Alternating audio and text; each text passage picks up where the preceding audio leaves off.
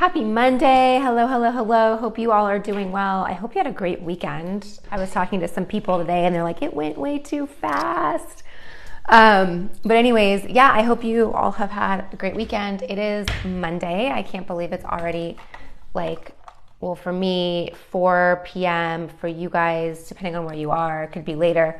Anyways, I'm going to get to it fast today. I hear my little boy waking up. I was trying to get on all afternoon and just something after the next thing kept popping up. So this is your opportunity to ask your questions when it comes to herpes, when it comes to living with herpes, when it comes to dealing with herpes outbreaks, when it comes to dealing with a herpes diagnosis, when it comes to dealing with disclosing. How do we live with this? How do we now learn how to move through our herpes diagnosis? So you can feel free to ask your questions here. I will answer them as we go through, and we can keep doing that. Also feel free, if you know somebody that has herpes and you're watching this and you're like, oh my gosh, my best friend has this, or let them know, notify your friends so that they can tune in. This is here to support all of us. This is to educate us on sexual health. This is to help people who have been diagnosed with herpes. The reason why I'm here is because back in 2011, I was diagnosed with genital HSV-2 and it was absolutely devastating. I was solo, I was alone. I felt like I was the only person in the world that had herpes.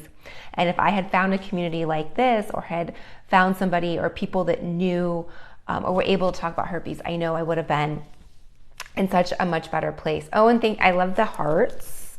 So thank you for all the likes and the hearts, guys. I appreciate it. So yeah, you can feel free to ask your questions. I will be here answering them. Earlier today, I talked to a lot of people that were newly diagnosed. I had a lot of calls this morning. Speaking of which, if you are part of the Secret Society, it is our paid membership. It is a private group for people living with herpes. It's $15 a month. Well, it's $14.99, and it gives you access to our private group, and we have 2 live calls a week. Anyways, that's our Secret Society. So this morning we were doing our AM call, and like I said, there were a lot of new people on there that have been recently diagnosed with herpes, and some of the things that were being brought up was, how do I disclose? How do I go through this? How do I get back out there? Did this just ruin my life? And this was something that I really wanted to address. So this is when you're diagnosed with herpes, it's an opportunity for you to evaluate how you want to move forward. I'm a big proponent on disclosing to partners. I think that that's just an important thing to do, open, honest, and have the conversation.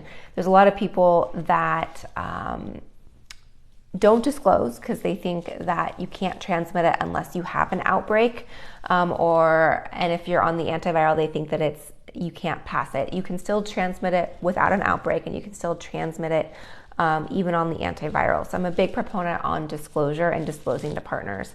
I think it's really important to have this discussion so that your partner can decide if he or she wants to be part of it, and make that decision. Something else I think that we all need to realize is when we have sex, we're all putting ourselves at risk, even if it is in a monogamous relationship and both of you guys have been tested. Viruses can pop up, we can contract things and not even know it. So it's just kind of part of having life. We are going to come in contact with herpes, whether we like it or not. We can do everything that we can try to do to avoid it, but the bottom line is we're going to come in contact with it. 2 out of 3 people have HSV-1 and 1 out of 6 have HSV-2. So it's extremely common, and it's actually going to be more difficult to come across somebody without herpes than it is somebody with herpes. So it's very, very common to have herpes. Like I said, 2 out of 3 have oral herpes, also most commonly known as HSV-1, and 1 out of 6 have genital herpes, also commonly known as HSV-2. That doesn't mean that HSV-1 is always going to, or oral herpes is always going to be HSV-1. You can also get HSV-2 oral, and that doesn't mean that genital herpes is always HSV-2. You can get HSV-1 genital as well. So it can go both places. Do you know anything about phantom outbreaks? I don't. I'm assuming when you say phantom outbreaks, you're talking about feeling a sensation of an outbreak. like maybe the prodrome or the tingles or the itch. That might be what you're referring to. That is something that is common when you're first diagnosed. The herpes virus lives in our nerves, lives in our nervous system and travels down the nerves. So a lot of times we can feel a sensation of it. We can feel tingles or an itch or a hot spot or a sensation down our legs. That is common for some people. But I'm not quite sure what you mean about the Fanta. And let me know and I'll see if I can get to it. My son's adorable. Thank you. My little boy's name's Clinton. I love him. I can hear him calling my name right now too, so I'm gonna go fast. Just found out I have HSV1 today. My boyfriend of 3 years and I just got back together. He has it now too. All right, so yeah, HSV1 is extremely common. 2 out of 3 people have it. Not sure, maybe you got it first and you gave it to your boyfriend, or maybe your boyfriend had it and you got it. Unless you both have been tested for it, you're not really gonna know who gave it to who. One of you could have had it for a while. Herpes can lie dormant in our system for a long time before we actually get our initial outbreaks. That's kind of a misconception that people think is we can pinpoint where we got it from. A lot of times we really can't pinpoint where we got it from. It could have been dormant in our system for years. The most common, however, of the initial outbreak is within the first 2 weeks. So between 2 to 12 days is typically when we have our first outbreak. I've gone to the OBGYN for other reasons mentioned. I felt like I had one. He said it looked clear. It's happened to me many times. What I would do is, little crybaby, that's funny. I would have your doctor swab it and see what happens when you have it swabbed. The viral DNA may have popped up to the surface of your skin and you may be able to get some sort of test results with that. If that still doesn't work, I'd recommend going through the Western Blot, B-L-O-T-T. It's through the University of Washington. It is a test that's administered. It is kind of difficult to get. It's expensive, or our insurance typically doesn't cover it, and so you have to go out of pocket to get that taken care of. Hi, friend. We split up from each other for 3 years, and we both agreed we probably got it from other partners. Oh, interesting. Yeah, so it's great that you both have the same type. Hi there. All right, something that, it's funny how life works out. We don't mind each other having it and agree it's part of life. That's awesome. I'm really glad that you guys have an open mind about it and are able to talk about it openly, discuss it. No one's pointing fingers, no one's upset. Is anyone else having bad connection issues? Oh my gosh, I hope not. I hope it's not me. I mean, I hope you don't have it either, but if you want to get tested for it, you have to explicitly ask the doctor to do it. They will blood test you. Yeah, so you specifically have to ask for it. So that is important to make sure you ask your doctor. Someone else having a bad connection. Someone's saying that they want topical cream because the pills make their kidneys start to fail. Yeah, definitely talk to your doctors about that. We were talking about that this morning on the support group call. Some people are saying that they don't want to take the antivirals daily because of their kidneys. Other people say they take it daily. As far as something topical and you want to go a little bit more natural, I have these are the best sellers. So this is the Rescue Balm. It is what we created specifically for herpes outbreaks. It has lemon balm in it, which is really potent for herpes outbreaks, eucalyptus, peppermint, and some other great things in here to help with the pain, to help with the herpes virus. It feels good when you put on. It has a nice little tingle, so this could be really helpful specifically for a herpes outbreak. This is all natural. I personally like the Everyday Wellness Oil. I like to apply it directly to my outbreak. It has lysine in it.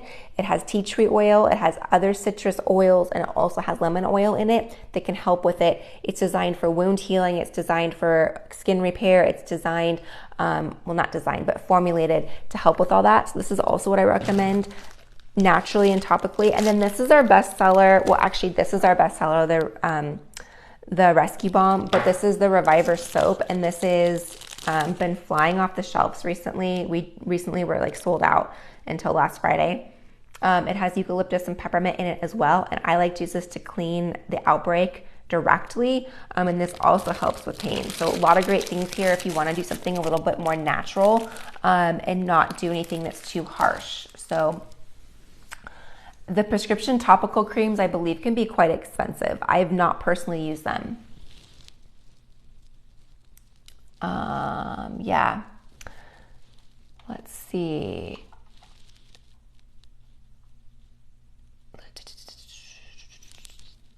I got in contact with herpes. My best friend gave it to me and I developed cold sore right away. So your best friend may have like shared something with you, and that can happen. And things like that. The glitch is so bad. Yeah, I'm sorry the glitch is bad. Yeah, this is back in stock. You can definitely order it. Links in the bio for you. Go. It definitely is back in stock. I was having a lot of hard times with it online as well. Yay, I'm glad that we're live too. Okay. I'm sorry that we're having a bad connection, guys. I would definitely hop on and hop back. I'd hop off and on, but I'm gonna have to go in a second. I can hear my little boy's footsteps walking down the hall, and he's gonna pop in any minute. I hear, see? Hi. Hi, Sandy. Hi. Está bien, está bien. Okay. Hi, I'll be right there, buddy. Hi. Here's your car. I'll be right back. I'll see you in 5 minutes, buddy. All right, mom life. You're fine. If I take antivirals, what are my chances of passing it to someone? It definitely will lower your chances of transmission. The Valtrex, valcyclovir, acyclovir is FDA proven to lower the transmission rate by 48%. So it is definitely going to help prevent transmission to a partner. And that is right now what's proven the best way to prevent transmission. Back to talking about more natural ways and other ways to help boost your immune system. I want to talk a little bit about lysine and monolaurin. Let me, hold on guys. Lysine and monolaurin. So lysine is an essential amino acid. It is a protein that helps block the replication of the herpes virus. So the herpes virus does not like lysine, and it helps block that. This is a natural way to help prevent outbreaks, to help prevent transmission, to help prevent viral shedding. So I personally take this daily. I can't recommend. I'm not a doctor, but this is something that a lot of doctors recommend. You can do your own research on it and see what you think, but I take this daily to help prevent herpes outbreaks. In conjunction with that, I also take monolaurin. Monolaurin, oh, my poor stand here is dead. Monolaurin is lauric acid, and basically it helps with our immune system. It helps with enveloped viruses, which are herpes viruses. It helps, I'm sorry, it's freezing, you guys. It helps allowing the herpes virus it helps our immune system fight the herpes virus. So this is on promotion right now. I have it linked for you. Everything I talked about is linked, and you can do your own research. If you want to get on this promotion, make sure you check out my bio. Since I keep linking or freezing, I am going to peace out. I will see you guys tomorrow. If you're members of the Secret Society, make sure you join our call tonight. We have a guest speaker, Damon, actually the founder of this company, is going to be talking about lysine, about monolaurin, about these supplements. So if you're a member, come say hi. If you're not a member, you can join the community. I will see you all soon. I wish I wasn't freezing. Thank you for the hearts. I appreciate you. I appreciate you being here. I didn't see your question. So I'm sorry, Ms. Barrier. There you go. Can you get sores on your tongue, mouth, other than lips? I don't mean to keep advertising. I'm just trying to educate people on the best things.